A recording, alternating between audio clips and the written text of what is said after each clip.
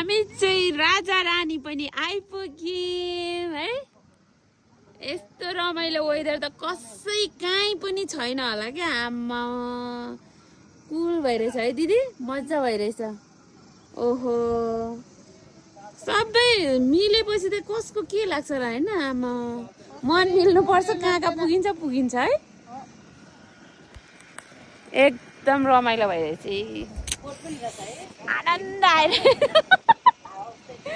कस्तो मिठो हावा हेर, नेपालको झन्डा फरफराएको। आम्मामा वाउ दामी भइरहेछ।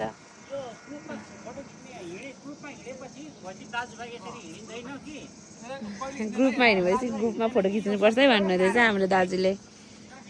ल लु फोटो खिचौँ रानी तालमा। मान्छे चाहिँ आज खासै छैन रहेछ, किनकि आज चाहिँ के बार भयो, शुक्रबार भयो। शनिबार र आइतबार चाहिँ बेसी हुन्छ मान्छे यहाँ है। ल हाम्रो वंश परिवारहरू काका पुरा पोज दिनुहुँदैछ पर होइन। यहाँ परीको पखेटा भएकोमा हाम्रो काका उड्न लाग्नु भयो है।